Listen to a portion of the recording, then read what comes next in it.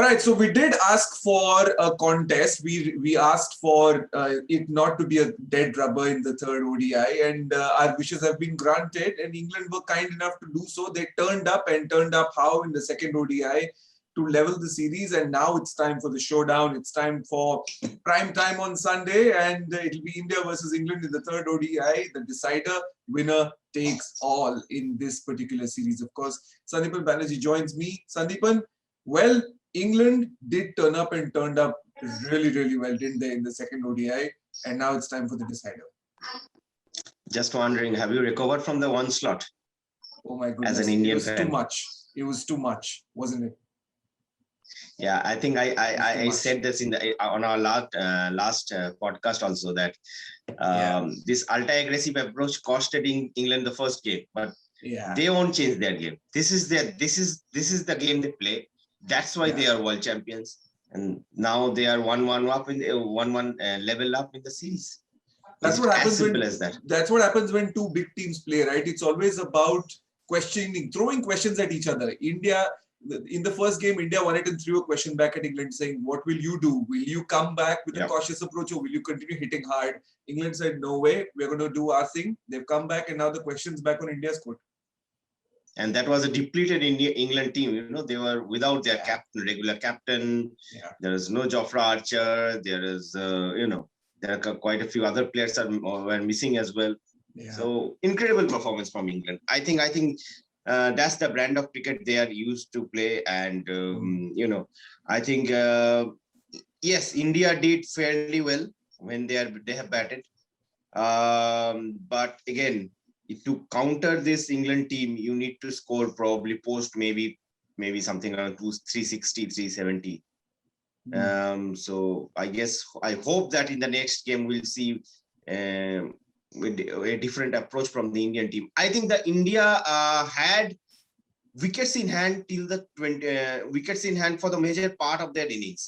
They had a good start. Their middle order batsmen got runs, but unfortunately, this is the problem. This is a problem of this Indian team and of the mindset of the subcontinental team. India had wickets in hand, but they waited for 40th over for the onslaught. They could have started early, like England did. So the game is changing. The game is evolving. We need to evolve as well. So in 50 over cricket nowadays, it is we need to play maybe 15. We need to approach the game as a in a T20 manner. In different stages. Not exactly in a T20 manner, but at different stage. Like you can play first 15 differently, then you can assess the situation. Then almost like how you play sessions in Test cricket, right? You approach everything exactly. The mistake for me, the mistake India did, they waited for 40th over for the onslaught. They could have otherwise they could have scored 360 odd, and probably if they had 360 odd, then I think it would have been a different ball game. Well, are we now in ODI cricket at a place where 350 is now the new 280, 300, or was it a case of India's bowlers falling short? We realized that after a point, Kuldeep and who was the other guy? Was it Krunal Pandya? Yeah, Krunal Pandya. Did they fall short? Did they fall short? Because when Ben Stokes was going really, really well, to get two left-arm spinners was a little suicidal. Where do you sit on that? Because there is a debate going on whether India's score was less or was it a case of our spinners not turning up. Where did India go wrong? I think for a team like India, I know that they were playing against England, but still 337 they should have defended. Kuldeep, you cannot say that he cannot bowl against left-handers because his ball goes, goes away from the left-handers. So I think he seems like an ideal bowler.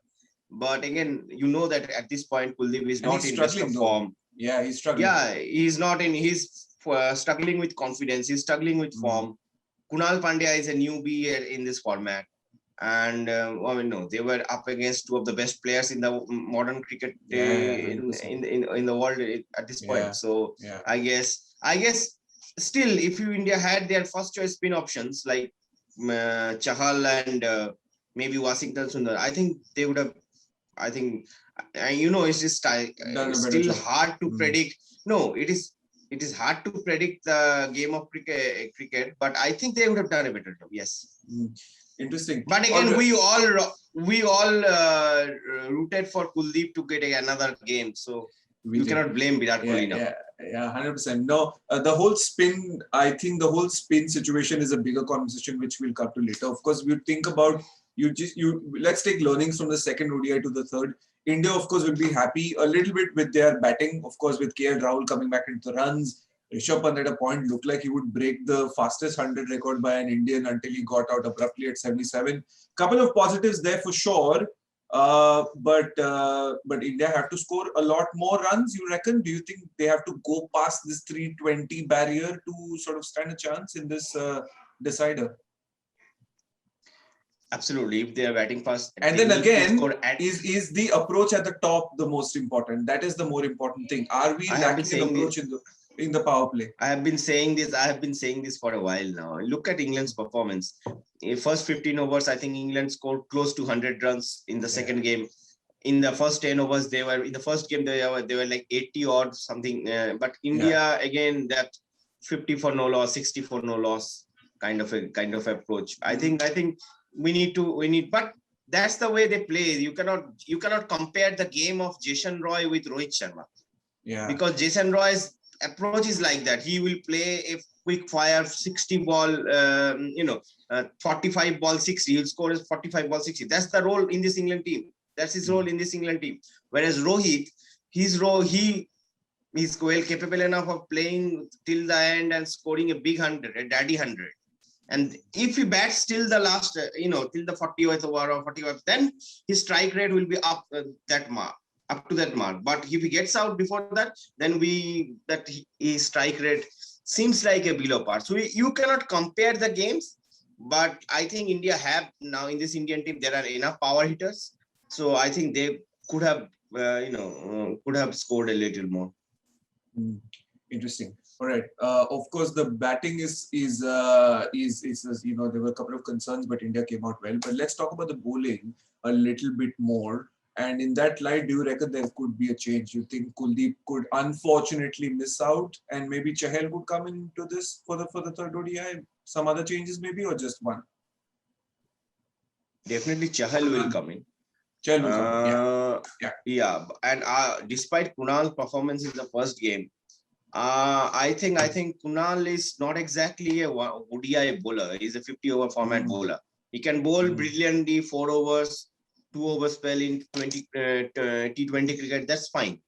But in 50-over cricket, where you need to outfox the batsman, you need to you need to use the skill as a spinner to play to topple the batsman. I think in that case, Kunal might be struggling a little bit. So I would like to see Washington Sundar and the RCB combination, Washington Sundar and Chahal coming there. You know why I'm smiling, right? Because I'm obviously presenting our one trump card that we've always done, which is Ravi Ashwin. Is all of this? I think Cricket News have been saying this for a while that Ravi Ashwin still has a place in. Yes, absolutely. Is all of this coming together very nicely? And of course, the unfortunate injury to Shreyas Iyer. Now, would that mean Ravi Ashwin leads Delhi Capitals, has the IPL of his life, and voila, he's back in the T20 team for the World Cup? I think Ravi Ashwin seems like the most capable one, the most skillful. To lead and he has enough experience at the first class level. He led also in IPL. He led Kings 11 Punjab before, and people were saying Prithvi Shaw that he did well for Mumbai recently, but still Shaw is young. He will probably got far more candidates there. You've got Ashwin. You've got Rahane. If Rahane maybe plays, you've got Steve Smith also. I mean, remember Steve Smith. Rahane is fine, but his place in the 11 is not secure in the Delhi 11. Delhi Capitals team. So Ashwin is the man for me. Ashwin is a very aggressive captain. I like Ashwin's captaincy. I liked him since he was the captain of the Tamil Nadu team. I like him. Yeah. Interesting. Anyway, that's a bigger conversation on a different podcast that we will do perhaps at some point during the IPL. But let's come back to the third ODI. England you don't think they'll make a lot of changes, right? I mean, they had a new bowling unit. Topley looked very good. I like the look of Topley. He looks very, very good. Not a lot of changes for England, right? I mean, you think they'll be pretty happy with what they have? I think they will be, but the challenge will be them for if they bowl under lights. How their relatively inexperienced bowling attack will perform under lights. So if we see that they have both occasions they have batted, they have bowled in the first in normal light, natural light. But under light it will be a different ball game. There will be dew. There will be batsman will get some extra pace out of the surface which they can utilize. So it will be interesting to see. Yeah, very, very interesting indeed. Well, for India, you're saying one change, England, no changes. But again, it'll all depend on application at the end of the day. Right, let's get to predictions. Sandipan, what are your predictions? What do you think will happen in this decider? It is very tough to call. I mean, probably this time, I think toss will decide. I think now England have the confidence. England have the confidence to chase big totals, and I think India will also look to do the same. So I guess toss will be a huge factor.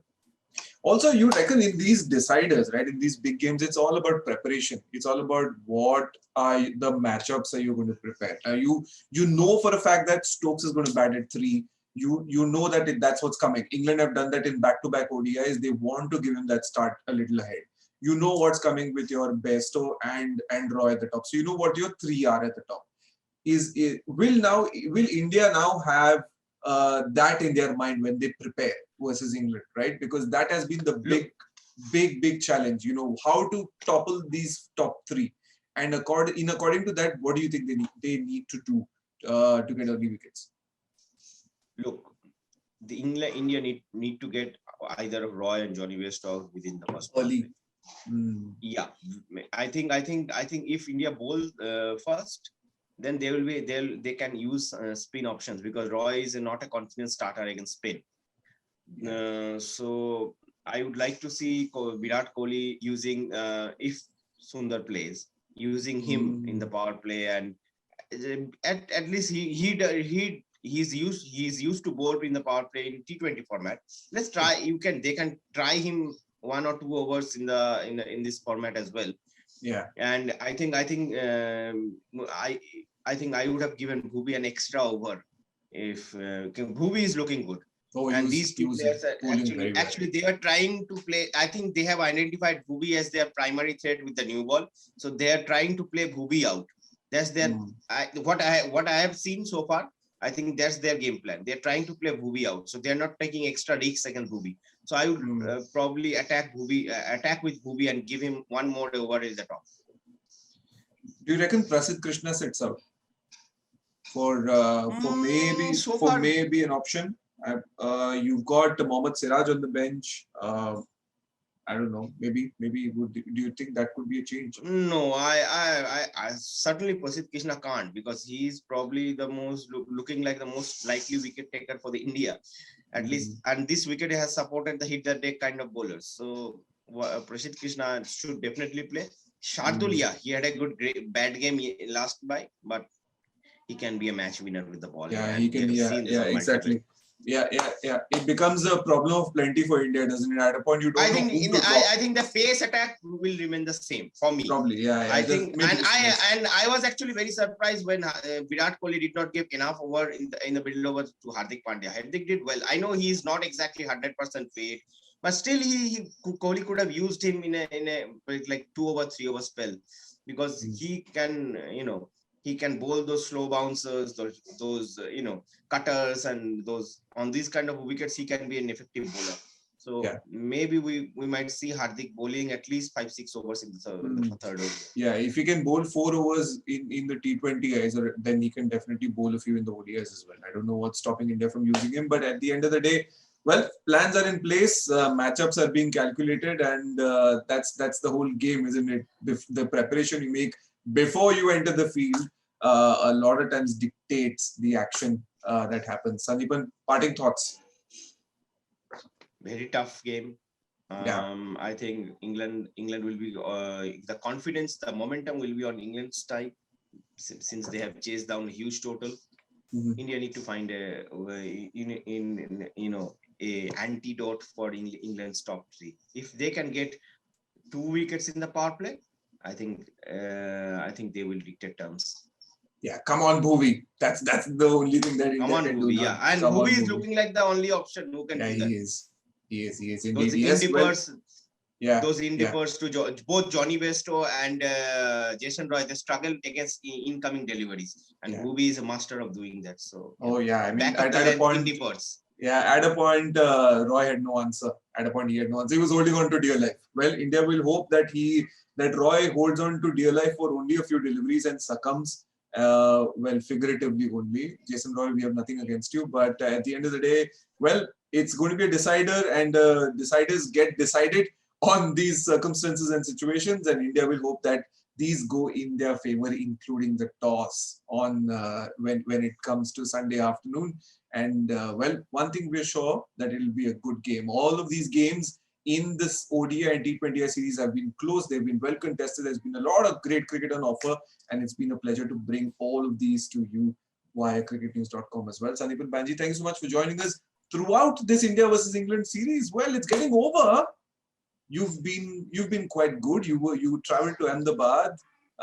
Good experience, right? Traveling after a long time, and yeah, now again back at home, work from home again. But it's been a good series, hasn't it? The cricket has been fabulous. I think apart from the 2 test matches in Ahmedabad, the series has been very competitive. I know the result do not reflect that, but if we see the both the test matches in Chennai, then the T20I series in Ahmedabad, all the games were very competitive. I think England were unlucky at certain point, but India played well. Now it is England time. England has turning the heat on. So let's see what happens in the last final leg of this series. It has been a good series, yes. It's been indeed a very good series, very well contested, and it's been a whole lot of fun for us to bring it to you as well. Thank you so much for joining us, Sandipan. Thank you so much, everybody, for joining us throughout this India versus England series. And be rest assured, in just a few days, we will be back with our coverage of the IPL 2021. It's going to be a crackerjacker of a tournament. And there's a lot that's brewing at Cricket News for all of you. So, well, stay tuned is all I would say. My name is Sumedhh Bilgi, joined by Sandipan as always. We will see you around very, very soon. Have a good Sunday.